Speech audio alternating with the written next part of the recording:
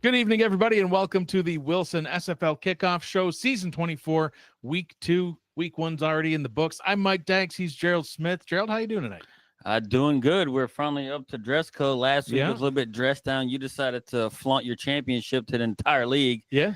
So I said, well, I can dress down too, but not look as so championship-ish. We had to get a little bit back on point this week, you know, and get back into character. But listen, it's only because the Aztecs are on a bye week. Last week, I'm going to be wearing my shiny new Jordan Sipe jersey that I got. Can't wait. Look, and you do look extra relaxed. Yeah, less stressed. Yeah, I can't lose. I can't lose this week. It's fantastic. Week 1 already in the books. Week 2 is here now. Got a great show planned out ahead for everybody and a great weekend of SFL football. See several of you in the chat. A lot of people have already clicked like on the video, already participating with us in the chat. Frank Doom, Wade Phillips, T. DeQueen, Nathaniel Diggs. The Lake Man's there. You got Doug Day. Saw Justin Reside. He already scrolled away, but so many of you here supporting our show, and we appreciate everybody being here for the show. So looking forward to getting week 2 started, and it gets started later on tonight. So yeah, look, even Dougie Day says, "Let's go, Gerald." Yes, yeah, let's go, me. He's your one fan. I mean, your number one fan. I'll take it. That's what I meant. One's better than 0. Well, let's talk about last week. We had a great week 1, plenty of great games. It started with Minnesota at Mexico City, the defending champs, looking to defend their title, and defend their title they did. 37-14 win, absolutely throttling Minnesota, who was voted number 2 last week in the power rankings. Mexico City was voted number 1, and Mexico City said, yeah, we're going to keep that number 1 spot. And you talk about them in the third person, which I think is pretty weird. You can say we. You literally took them to the woodshed and put it to them. My mom's in the chat too. We got to be professional. I didn't know she was going to be watching. All right, enough of the shenanigans. Let's be serious now. But yeah, it was a great week 1, great opening game. It was a little weird doing our show and then having to kind of take a back seat while we watched a game before calling one, but then we did get to call DC Pittsburgh.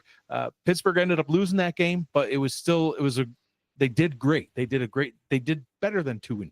Yeah, a lot of missed opportunities they had. Like I said, because we did call that game, a lot of missed opportunities. They got right back in it right before half, getting that fumble, scoop, and score right there, put it right back in it, and it was a tight game for the most part of it. And how about Oklahoma City, Queen City? We talked about that game during our last show about being our pick for game of the week, and some people I think were left scratching their heads like, wait a second, a team that just came out of retirement versus a team that didn't win a single game, that's your game of the week? Yeah, and guess what? Lived up to it. It lived up to it, and guess what we thought? We thought Oklahoma City would have to do it in the passing game, and they did. Mm-hmm. And Queen City, not the Queen City in more recent seasons, so they turned back the clock a little bit. Yeah, and it was great to see. Listen, obviously, Aztecs fan through and through, but second to them, Queen City Corsairs. I love those Corsairs where my players started. It's my hometown team, in Buffalo. Now your hometown team too. No, it's not. Yeah, no, it is. It's really not. You live just an hour away. That's your hometown team, whether you like it or not. Welcome to the great cold north of Western New York. But yeah, there was some other fantastic games too. Florida, Atlanta, 20-17. Florida getting the win. Had Chicago at Houston. Houston. Listen, actually, one thing I want to mention. Houston did great. But you know who else did great? The whole South. Every team played. Every team won. Last season, the East Division was like, wow, everybody in the division is so great that it's just the best division in the league. Only one team in the East won. The whole South won. South, always a very competitive division. It looks like it's going to be again. Yeah, and it's probably because we left, because had Louisiana still been there, we'd probably be the only one that has a loss. you would have killed my whole little segment. Yeah, but look, it's done great. Everybody went in there and done their thing. Especially Houston beating Chicago the way they did. Houston beat Chicago. Yeah. Throttled them 20-3. Yeah. Badly. How about the surprise of the week? Lexington hosting Baltimore, and Lexington getting that win. Look, and you think about it, they've been doing it since about week 9 when I actually called them a pretender. They actually got themselves in the playoffs, and they keep proving me wrong because I picked Baltimore to kind of take them out. I think everybody did except for people that were on Lexington. No offense to Lexington. It's just Baltimore. It's the points they put up last season. They just don't lose. Some other good games, Fort Worth at Los Angeles. Fort Worth just putting on an absolute show defensively. I think they had 3 defensive touchdowns, if I remember right. Carolina getting shut out, and Denver looking really solid this season too. Bossier City, Nashville, Bossier City getting the win. Down there in the South. Charleston and Indianapolis looking pretty good too. I know they let you down quite a bit last season. Now they just put up 4 touchdowns. It's because the Chad isn't there apparently. And the Sin City Samurai heading down to Albuquerque, taking on the Adams. The Adams replacing you guys in the South, and they put up 44 points on Sin City. So it's going to be interesting to see how the South plays out. And let's get into week 2. We've got a great game coming up. It's actually going to be week 1 for these 2 teams. Arizona at Washington. You and I will call that game in just about, 35 minutes or so.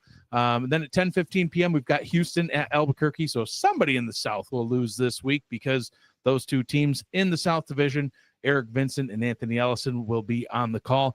Albuquerque, they don't lose at home very often. It's going to be interesting to see what happens with that one. Denver at Chicago. At 10:30 p.m., Ramos Lynn and Mickey Melillo on the call. Chicago now with their season home opener. We'll see how they're able to do there. That's our Friday block. On Saturday at 1 p.m. in the afternoon. So tune in earlier than normal. We got some afternoon games on Saturday and Sunday. Fort Worth at Baltimore. 2 powerhouse teams, 2 powerhouse broadcasters. We've got Ethan Muslin and Anthony Ellison. Anthony doing his second game for us this week. And at 1:15, Sin City at Florida, Tyler Falk and Eddie Gage. We're going to talk about Eddie in a little bit, too. Oh, yeah, we will. He deserves it. Because he's such a stand-up guy. 7:45 p.m. Let's go with that. Yeah, when he's standing up, he's a stand-up guy. Nashville at Carolina. Cameron Duty and Rochelle Colston. That'll be at 7:45 p.m. 8 p.m., we've got DC at Indianapolis with Colin and Rick Northrup. That's our Saturday block. On Sunday at 1 p.m., Atlanta at Minnesota. And I'll just say it now. That is our selection for Game of the Week. We'll break that one down next. Alex West and Mike O'Neill on the call for us. 1:15 p.m. We've got Lexington at Oklahoma City. Can Lexington continue their winning ways against a still what we think is an understaffed Oklahoma City roster? Mark Lopez and Alden Bleeker will guide us through that one. And then at 7:45 on Sunday, Vancouver at Charleston with Damon Simeon and DJ Kilgannon on the call together. At 8 p.m., Queen City at Los Angeles. Cameron Duty on his second game of the week, along with the Chad, Mr. Chad Rowland himself, dusting off his microphone and getting back into broadcasting. Yeah, the Chad, he's going to ruin the game for one of those teams, that's for sure. On Monday, we've got the Monday Night Spectacular starting at 8:15 p.m., but before that at 7:15, we've got This Week in the SFL, recapping all the stuff that happens over these next couple of days. So obviously we're going to talk about Atlanta at Minnesota. We're going to talk about Arizona at Washington. What other game stands out to you this week as one that intrigues you? I also think one here, the Fort Worth and the Baltimore game. Why? Because I think what we have here is what we thought Baltimore was coming into week 1, what we know Baltimore is very likely to be. And Fort Worth, we know Fort Worth historically starts out the gate extremely strong. For sure. So can Baltimore beat a very good, Fort Worth team at home with the way we know Fort Worth front loads a lot of their games? They play really good. It's mid-season. It seems like they kind of run out of gas. Yeah, and Baltimore historically, they're kind of like, they kind of set that stage of what Albuquerque does, where Albuquerque doesn't lose at home. Right. Baltimore almost never loses at home. I don't have the stats right in front of me, but they're number 1 in home winning percentage all time. And that's out of, over 100 games. Oh, yeah. They've played a lot of games, and their games that they play at home, they win. So, yeah, it's exciting schedule coming up. But, definitely one of the ones I'm looking forward to the most is our first game breakdown of the night, and that's going to be Atlanta at Minnesota, our game of the week. Both of those teams actually started off 0-1. We talked about Minnesota at Mexico City last week, and it was odd to me to think that one of these 2 teams is going to go 0-1, and ended up being Minnesota.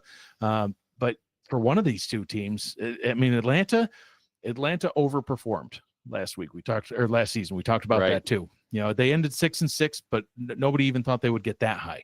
So they did go 6-6, and obviously Minnesota had a fantastic season ending 9-3. one of these teams is going to be 0-2 after this game. The last time Atlanta had an 0-2 start was season 21. That season, they finished 3-9. So they don't want to repeat that, No. you know. Minnesota, on the flip side, has never gone 0-2 in their 5-season history.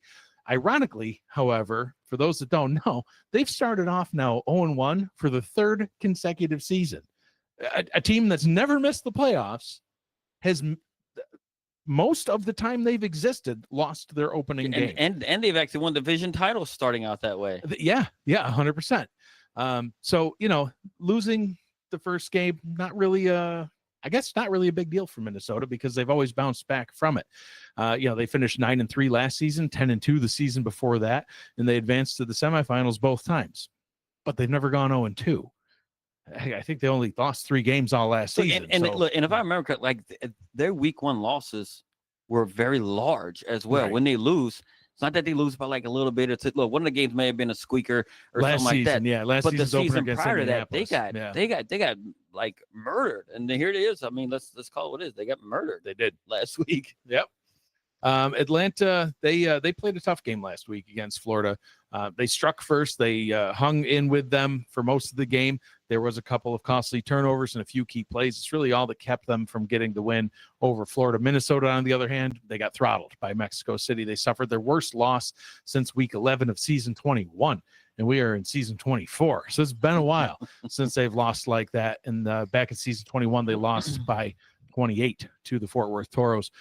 We always talk about it. Week 1's kind of a crapshoot. It's not really indicative of how a team may do the rest of the season. You know, look at Indianapolis beating Minnesota in week 1 last season and then didn't win a whole lot else. Yeah, Meanwhile, Minnesota went on to win. And Indianapolis actually let me down, so thanks for that. They sure did. But listen, the time to rebound is now. One of those teams is going to do it. The other one is going to be 0-2. Why don't we talk about Atlanta and get into their offense? Atlanta's coming off a tough loss last week, as you just mentioned, right? They played well, but like you said, they had the 2 turnovers. Yep. One of which came inside the opponent's 5-yard line, and it was toward the end of the game right there, too. It was within 5 minutes. They were actually down, down a touchdown, and they kind of needed to get themselves back in it, but they turned it over, right?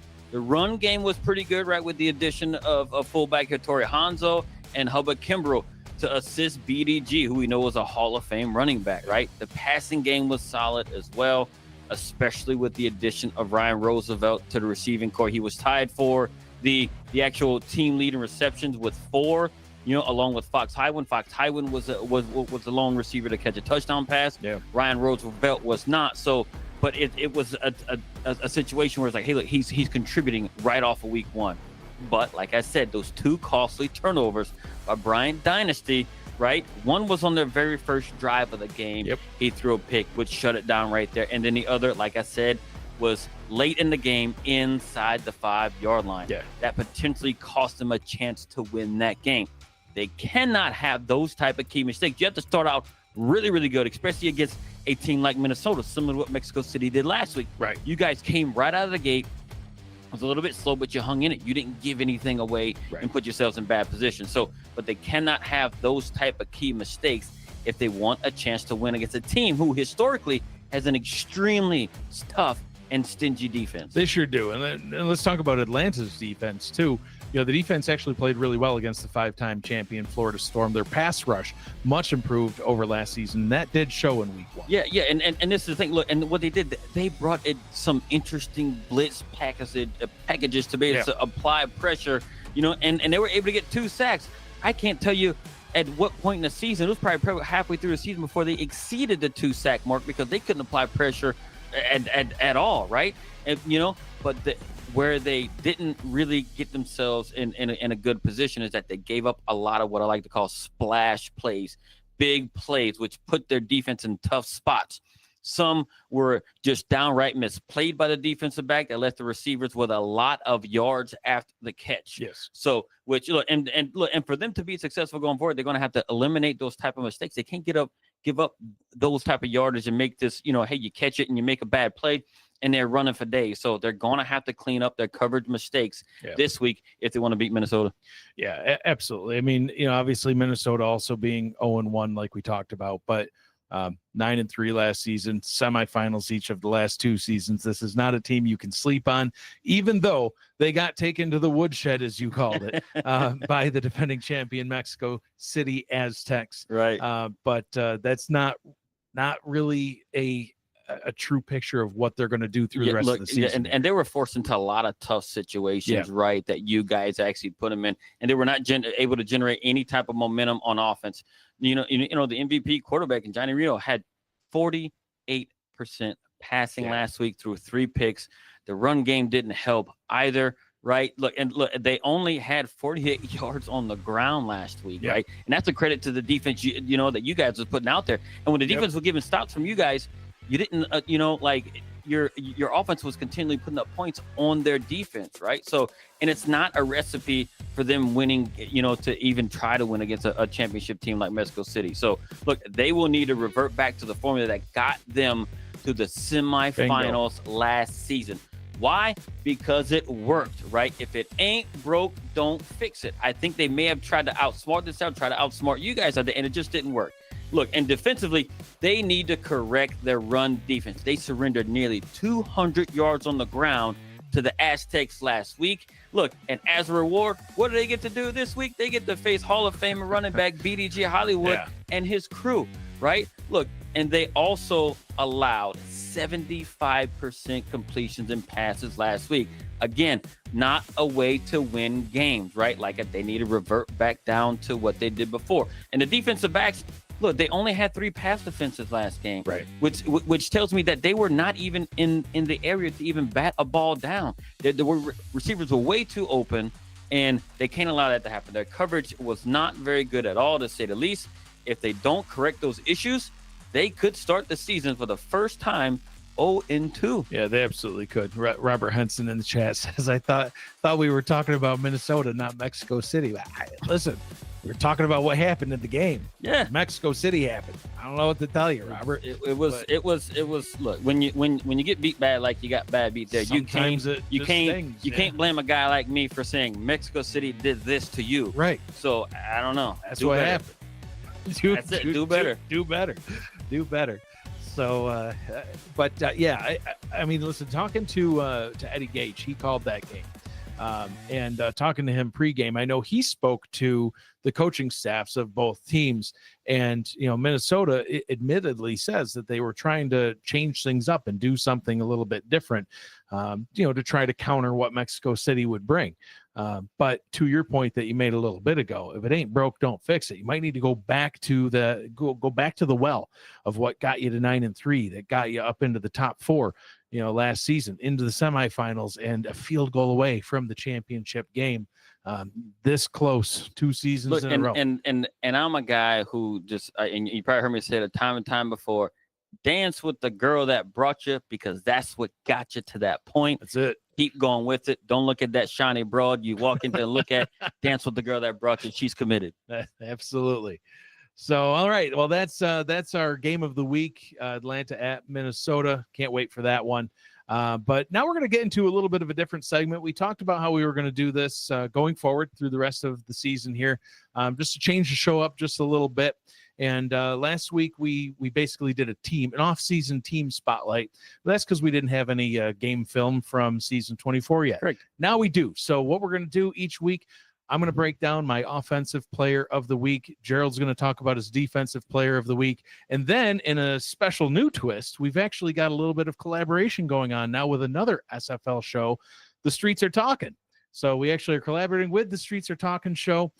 They ran a community poll to decide the community's vote for players of the week, and we get the dubious honor of announcing the winners of that poll each week. So all right, well, we'll roll with it. Yeah, absolutely. See how well I match up against their picks. I don't even know who they picked. I know who I picked. I don't know who they picked. And I know who I picked too. So my offensive player of the week, Albuquerque Adams, wide receiver, K. Marion, 9 receptions, 251 yards, 2 touchdowns with a long of 74. And here's the thing. Sometimes when you see a stat line, like 251 yards, you think, wow, it's got to be mainly just off of, one big play. Well, there was the 74-yard play, but subtract those 74 yards out, you still got buku yards, as you would say down south, right? Yes. Listen, it was a close game midway through the third quarter. Sin City was actually winning that game by 1. Albuquerque backed up to their own 26. Marion would make a catch, make a man miss, then break a tackle, take it 74 yards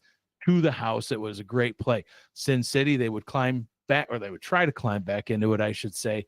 But then in the first play of the fourth quarter, backed up to their own 30, Marion ran a perfect route, split a pair of defenders, caught a 20-yard pass, but then took it another 50 for her second long touchdown of the day. That was touchdown number 2. So she had a 74-yarder and a 70-yarder on the day. Incredible route running and agility. She's just making people miss all over the field. Now, take away those 2 big plays, right? Because I talked about that big splashy stat line, 9 receptions, 251 yards, 2 touchdowns. Take away those 2 big plays. You still have 7 receptions for 107 yards. What wide receiver is going to complain about that production? None. I wouldn't think so. That's still a good day all by itself. Now you tie in the big play threat, hands down the offensive player of the week in week 1. 9th season in the league for Kay Marion. She's a 4-time All-Star, including in this past season 23. Top 50 all-time in receptions, in yards, and touchdowns. She's continuing to climb that ladder. Just a phenomenal performance throughout her career, and then especially last week. A couple honorable mentions that I also was considering. Indianapolis, Rob Hunt, 4 receptions, had 3 touchdowns. You heard that right. 4 catches. 3 of them were touchdowns. That was kind of weird to see. That's 75% touchdown rate. Yeah, it's pretty good. Pretty good. Houston's Josh Slapp, 31 rushing attempts, 178 yards, and a touchdown. Queen City, Joe Beasley, 9 receptions, 214 yards, and 2 touchdowns. That's player of the week material right there. If you don't have Kay Marion putting up 251, right, and just absolutely just wrecking that game for Sin City.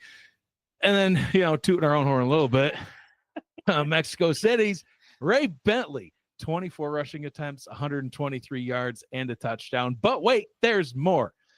4 receptions, 26 yards, and a touchdown through the air. So a pair of touchdowns for Mr. Bentley. And I can't argue with Kay Marion being your offensive player spotlight. Why? Because it just shows right there, and the way she's actually done it for a while now. Oh yeah. So it's actually it's not surprising to see her there. All right, well, let's talk about your defensive pick. Who really stood out to you on defense this week? So for me, it was DC linebacker Nick Fargo. Why? Right? Look on the surface, right? Once I read a stat line, it may not seem to pop out at you, right? He didn't have ridiculous stat numbers, but his impact on the game was extremely impressive, especially the way that they used him, right? The 16-season veteran, 7 All-Star appearance last week, had 6 tackles with 2 sacks on the game. And you and I have talked about it before. It's not always about that stat line. Sometimes it's just about the good old eye test. And that's the thing. And it's hard for you to pick a defensive player unless they had these gaudy stats. Yeah. I don't want to solely base it on just strictly statistics. Obviously, they have to have the statistics. But look, if a player is just owning the game on a certain side of the ball, I think they deserve some recognition. He was disruptive and extremely chaotic the entire game, which seemed to frustrate the Pittsburgh offense. Look, and I do think a key to his success was, the defensive coaches being able to put him in different situations, rushing him off the edge in some formations, and it put a severe mismatch with him and the actual tackles because he got that speed, he has that experience. Look, and there's times he blitzed right up the middle and put a spin move on the center, rolled right by him and went in there and he made a sack. So he's extremely versatile. Look, and it allows the coaches to put him in all those creative situations to get him out there. Why? Because they, it just is something to put him in a position to succeed and get that edge on defense. And they did it extremely well. Now, when you have a player like that, look, we all know him from his Sioux Falls Sparrow days. Do, yeah. And here he is. As soon as Sioux Falls folded, I reached out to him. Hey, man, what you doing? He's been a dominant player for an extremely long time. I think he's really underrated because a lot of people, he's not a real vocal guy, and he's just been out there. He's just a guy that just takes it and goes to work and does his thing and does it extremely well. Sure does. So, and for me, look, and honorable mention, for me, look, and this is the thing, if we were talking about team-based stuff, you're right. If we were not talking about just a single player, right, this is a player spotlight, but I have a whole defensive unit to actually talk about as my honorable mention, and it's a Houston headhunter defense. Held Chicago to 3 points. They dominated the Chicago not bomb pops by only allowing a total of 79 yards of total offense, which it includes limiting the opposing quarterback. This is a crazy stat. I don't think anybody, unless it's, Tommy Utah in his 9 interception game or whatever it was, 900, you can say what it was, opposing quarterback to 21% completion percentage. Yeah, it's not right. good. Completely dominating performance with a special shout out to my boy, Blake B. Craze, with a team leading 3 TFLs in a dominant win for Houston. So look, it's just saying, congratulations from, to Nick Forgo. Oh, of course, 100%. So look, Nick Forgo had a great game, right? We watched that game. We saw firsthand what he was doing.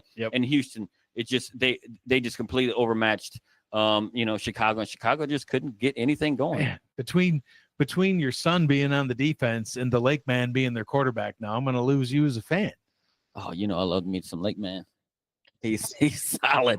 Jeremy Vega in the chat. This show had me thinking I left ESPN on again. 10 out of 10. Attaboy. It's all great. We love to hear it. Now I feel like we should have broken down Denver and the shutout that they pitched. It look, not saying that they didn't do well. They did do well. They was on there, but I'm like, the way that they limited the amount of yards, and it seems like Chicago was very fortunate to get 3 points out of that. And I think you let down Ty Patek, because his response to Jeremy is meh. Thanks, Ty. I was gonna wish you a happy birthday, by the way, which is tomorrow. I do remember these things, but now I'm not gonna. I rescind my happy birthday. Listen, real quick, let's get into it. The Streets Are Talking fan vote. Week 1 voting results. There was 109 total responses. On the offense, the person with 31 of those votes receiving 29.8%, none other than K. Marion on offense. So the community agreed with me. They thought that K. Marion had a great game. I agree. Number 2 was Rob Noel with 25% of the vote, and then Ray Bentley with 19.2. On defense, the number 1 vote getter with 34 votes, 32.1% of the total vote, is John Martin. And then Jack Napier came in number 2 and David Ware at number 3. So the community totally poo-pooed all over your vote. Oh, yeah. He crapped all over it. But, hey, look. Is what it is. I get a little bit deeper. You do get deeper. Yeah, you gave it the eye test. They looked at the stats. I don't know. Who knows? All right, let's get into tonight's game and break this one down. We've got Arizona at Washington coming up next. It's week 1 for both of these teams. It's the debut of Mount Olympus Stadium and the Washington Trident. I'm so excited that we get the honor of calling this first game for the Washington Trident team. Arizona, they're coming off of a great but disappointing season. They started off 7-0, but then they started to falter. They lost 3 of their last 5 and advanced to the wild card round. They beat Atlanta convincingly, but then suffered a sizable loss to Florida in the quarterfinals. 9-3 regular season, but 3 of those games were single score wins, 2 only by a single point. So 9-3, but squeaking in, you know. 1 point is still more than the total number of pick sixes that Eddie Gage, team owner, had in his career. You deserve us saying that. You know it. You know what you did.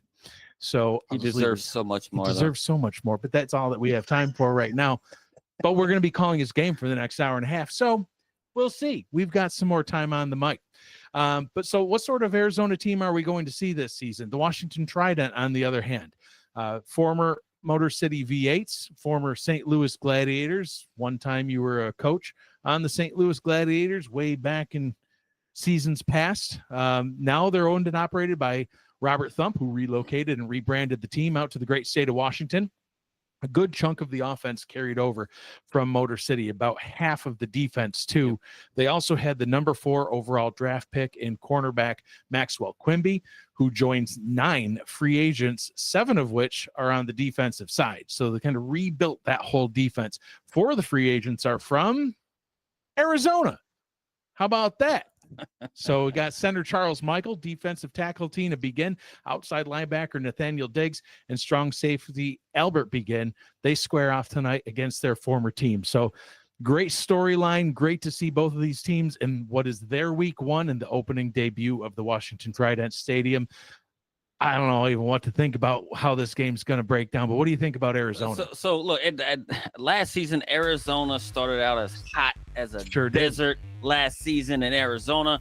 And look, but they ran around like a scorpion that lost a stinger towards the end of the season. They were just a little bit lost, like, hey, what's going to happen? Yeah. We just don't have that sting that we had early in the season. Look, they have had a slight upgrade on offense, with 12 season vet wide receiver Buchanan Simons, who is known for his big play ability, which is something they lacked toward the end of the season in season 23. So if they had that big playability, because they wouldn't put up any points, you need a splash guy like that. So I feel like they went out and they got something that they think that they needed.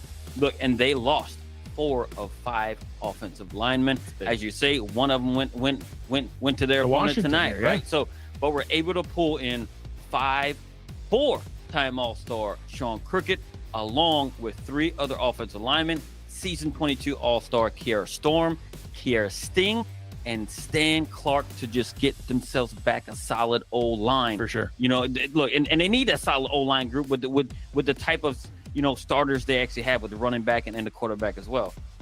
Other than that, on offense, it's the exact same unit that actually has loads of talent.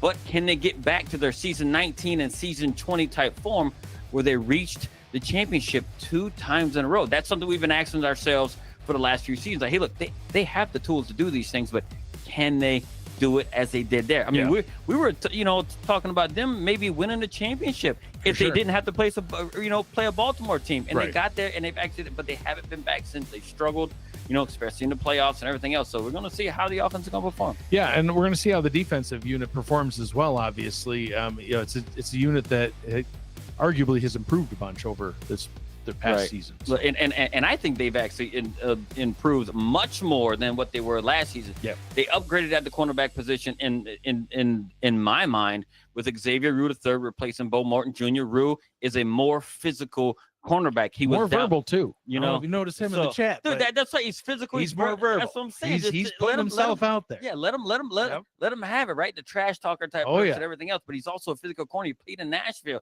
and they played a real physical brand of football there. And then they brought in linebacker Adam Wiseman to replace the departing Nathaniel Diggs, who we know where he's at. He's in Washington. Yep. And Wiseman has been a TFL machine the last few seasons. So I think they get an upgrade there. And then you bring in Bernard Smith, replacing Albert Begin. His last name is Smith, so there's really nothing else to really explain there. That's it. It's a severe upgrade. Smith and Begin, I think Smith wins right there. There you go. And look, and they have championship type talent with the rest of the defense that they already have, but will they play like a championship squad? We're going to find that out. We will. And we're also going to find out what this Washington team is all about. I mean, the Trident, obviously, still a bit of a mystery to everybody right now. We don't know what to expect. Like I talked about, a lot of the offense has returned from Motor City, and they brought in some new pieces on the defensive side, but new leadership. So it's really tough to gauge what they're going to be like with no games played. Yeah, look, but I do love the additions that they have made. Quarterback Tommy Utah, probably your favorite. No, he was in Louisiana, who is a former minor league champion, so he has the champion type ship type stuff. Look. He has all the measurables you want in a quarterback. He has the talent. Us in Louisiana, that's on us. We underutilized him with his skill set and his ability in Louisiana, but he is extremely talented, and he has the ability to actually carry a team with his arm and on his back. On the defensive side, they brought in loads of talent like Nathaniel Diggs, defensive tackle Tina Begin, cornerback Ryan Cook, cornerback John DeSantis, safety Willie Bands, safety Albert Begin, and drafted arguably the best cornerback in the draft in Maxwell Quimby. On paper, with all the talent that they have across both sides of the ball, this is a very, very talented team. But can they put it all together and make a statement tonight against one of the better teams in the league over the last few seasons? We're about to find out here shortly in roughly 10 to 12 minutes to see can they put all that together and make themselves somewhat of a contender starting off with their first game of the season. Yeah, I can't wait to see it. I'm excited that this one was in in our Friday night slot. So thanks to the league staff, we threw the schedule together and gifted this one to us. It's going to be a great game to call, and I'm really anxious to see how Washington performs. Anybody that's been part of the league for any length of time knows that Motor City historically did not perform very well season after season. And anybody that's been around for even longer than that knows that the predecessor to them, the St. Louis Gladiators, never really performed well. I think they have one winning season in their entire franchise history. And not to, toot my partner's horn here, but it was when you were the coach. We went there like before our show. They were 2-10 for many seasons. We got there. We got to 6-6, made the playoffs for the very first time in franchise history. So, and then after that, right, they were able to carry that on a few seasons later and reach the playoffs and stuff like that. But I mean, they just haven't had a whole lot of success. New leadership, new roster, new city, new whole state. Let's see how they do coming up next. But first, let's get into our final segment of the Wilson SFL Kickoff Show, our picks, which you're winning. You're actually winning the picks battle. I am 5-5 after week 1. You are 7-3. You're just usually losing, so I'm in uncharted territory here. I'm not used to this. Like you just gotta win everything. You won for the very first season we had this show in the picks. You won last season, and then you decided to just take everything, double that, and you just won everything, a championship and everything. So all right, let's get into these picks, and we'll start with Houston at Albuquerque. I am going with Houston, and I'm going to tell you why. Look, I understand that Albuquerque, they had themselves in a situation where, look, they never lose at home so far. So, right. But the way Houston played defense last week, and they embarrassed Chicago in what they did, defensive teams travel well on the road. And I think they go into Albuquerque and they beat Albuquerque at home in what some people may consider somewhat of an upset. I think Albuquerque's going to get the win. That is my pick. You talked about how Houston did on defense. I'm talking about how Albuquerque did on offense. They put up buku points. It was 44, if I remember correctly. They're at home. Their offense is cooking. I think Albuquerque gets the win. Denver at Chicago. And I'm going with Denver, and I'm going to tell you why. When you score no points, I have no confidence in you. And then they scored 3. Well, yeah, they scored 3, but when Denver held their opponent to 0 points, that says a lot about Denver. And then when Chicago scores 3 points and gets completely dominated, you only have 100 yards worth of total offense. I don't have confidence in you. They're the not bomb pops.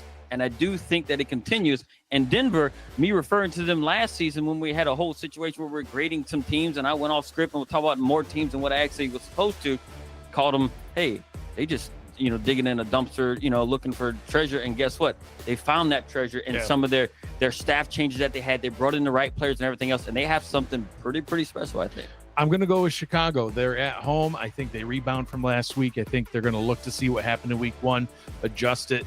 Type Attack's birthday's tomorrow. I got all the stars are aligning. I think that they bounce back and they get that win. Fort Worth at Baltimore. I think I have to go with Baltimore here. Why? Because of their ability to win at home is proven. They're very, very tough to beat at home. And plus, like I said last week, I couldn't beat Fort Worth. I just need someone to beat Fort Worth for me, and then I can start picking for Fort Worth in certain matchups. So I do think Baltimore has enough juice to do it, even though Fort Worth looks really good. It was almost a toss-up for me, and I just decided to pick the home team because Baltimore is very tough to beat at home. I'm going with Baltimore as well, and the reason is because I watched that Fort Worth game. I did stats on that Fort Worth game. Fort Worth did great, but a lot of their scores were these weird fluke defensive plays, where like a pitch backwards was picked up by them. And can they score like that consistently? I don't know. Can Baltimore score consistently? Yes. So Sin City at Florida. I'm going to pick Florida here. Florida won last week. It was a tight game with Atlanta, which we both think, I think we know it's a very, very good Atlanta team. And I just don't think, the Samurai have what it really takes just yet. I know it's the former Canton squad, but they lost a lot of key pieces, a little bit of a different leadership there. I think Florida's a little more stable. Florida is at home, and they're another team that's really tough to beat at home. So I think Florida takes it pretty handily. I'm also going to go with Florida. The jury's still going to be out on Sin City until they start getting wins, and so far they haven't. Florida has a long established history of getting wins. So when you have a game like this, Florida being at home, I think that the Storm are going to wash out those Sin City Samurai. Nashville at Carolina. I'm going to take Nashville. Carolina put up 0 points last week, and it was tough to watch them because we saw what Carolina was last season. They actually exceeded everybody's expectation and actually got themselves in a situation to do something. They looked really, really good last season. They did not look good last week at all. Nashville looked much, much better. Even though they didn't win, they did look a lot better and more put together than what Carolina. I'm choosing Nashville on the road. All right, I'm going to stick with my trend of picking home teams so far. I'm going to go with Carolina. I know they put up nothing, but they had a weird habit last season of having a bad game and then coming back and taking down Florida, and they'd have another bad game and they'd come back and they'd beat another team that was like, how do you even win? And they wouldn't only win, they would steamroll them, so I don't know, Nashville, they were kind of 50-50 last season. Didn't look super great in week one. Neither Carolina. I don't know. It's kind of a coin toss. Carolina's at home. I think they bounce back. They're going to get more than 0. Carolina is my pick. DC at Indianapolis. I'm going to pick DC. Why? Because they really impressed me last week with the way they played, the way that defense was well put together and put Pittsburgh in really, really tough situation. They were on top of the quarterback in the backfield. They lived everywhere else. If they can replicate that type of defensive pressure on the opposing team, even though Indianapolis did look really good last week to me. So I do think DC is a little bit more solid in what they're able to do. So I think they go into Indianapolis and they win. Yeah, I'm picking the away team this time. I'm going with DC as well for all those same reasons. DC just looked rock solid and complete last week. Indianapolis, they looked good as well. I think DC just looked a little bit better. Atlanta at Minnesota. I'm going to take Minnesota. Why? Because I think Minnesota learned last week what not to do, right? And they're going to go back to, hey, look, why did we try to fix something that's broken? We just made a mess of everything. Even though Atlanta played really well against a Florida team, I do think Minnesota goes back to what got them to where they are. 2 consecutive semifinal appearances. And I do think they correct a lot of those issues and get back to what they do best, which is ball control football and playing really, really tough defense. I think they win it at home. Minnesota's never gone 0-2. I don't think this is the season that they start that habit. Minnesota gets the win in this one. Lexington at Oklahoma City. Lexington I am picking because why? They have been surprising me. I've been picking against them a lot, and plus they're playing an OKC team who is somewhat one-dimensional, even though they were impressive last week. They put up 31 points, which I'm not going to lie, I didn't see them putting up, no more than 14 because of what they don't have on their team. So, but Lexington has been kind of consistent, surprising everyone across the league, and especially beating, Baltimore last week. I do think they continue that. They go into OKC and they take the win. Yeah, I agree. The way that they beat Baltimore last week, they're going up against an underpowered Oklahoma City team that played well against Queen City. Do they have the manpower to keep that up all season? I don't think so. I think Lexington gets the win. Vancouver at Charleston. I'm taking the Canadian Andy Hamiltons, right? The Vancouver Legion, I think, is going to take it. They're going to go into Charleston. Charleston didn't look all that impressive to me last week. It was something it really showed with some of the pieces they lost, and like the Lake Man and everything else, that maybe they don't quite have what we think that they may have, or what we say, hey, look, they got the same coaching staff, but they lost some key pieces. I just don't think they have it. Andy and his crew is going to go into Charleston, and I do think they're going to take it home. And I picked Charleston. This one was kind of a coin flip for me. We haven't seen Vancouver yet. They were on a bye week last week as well. We did see Charleston. I kind of went more back towards last season, and Charleston just overall performed better last season than Vancouver. So I kind of flipped the coin and landed on, well, we'll see if the home team, Charleston Predators, can get it done. So that's my pick, Charleston. Queen City at Los Angeles. I think I'm taking Los Angeles again. Why? I know they let me down and they lost pretty bad last week, right? So, but guess what? I do think LA wins it at home this week. Queen City, they put up a lot of points and they looked good, but they look really good against a team I consider probably it's going to be one of the worst teams in the league this year. So I do think it didn't say a whole lot about what Queen City is capable of. We know that what kind of a staff and talent they have in LA. Right. So I do think LA brings it home because I think not that it's a toss up, but I think Queen City is not as good as what some people may think. Watching those 2 games last week, I saw Queen City do a lot of great things, and I saw Los Angeles make a lot of mistakes along the way. I think Queen City gets the win in this one, and Buffalo goes to 2-0 on the season. Final pick, Pittsburgh at Bossier City. I am going to take Pittsburgh visiting down back to Louisiana. A lot of people that were on our team a long time, it's in Pittsburgh. They'll come back home, get a little bit of the home cooking. They're going to feel right at home. And I do think they're going to win probably by at least 2 scores in Bossier City, even though we know that they have a very talented team in Bossier City. I do think Pittsburgh comes away with the win. Bossier City got the win last week. Pittsburgh lost last week. I think that flips. Pittsburgh's going to get the win. They think they are a lot more impressive than the final score indicated last week. I think, like you said, Pittsburgh is going to head down to Bossier City. They're going to get the win. Ron Haynes in the chat says, will Mike and Gerald finish on time? Yeah, because that's it. That's all the time we got, and we are going to wrap this one up. We've got Atlanta taking on Washington coming up next. How's it going to turn out? As Matt Wilson would say, there's only one way to find out, and that's on the field. We will see you there in just a sec.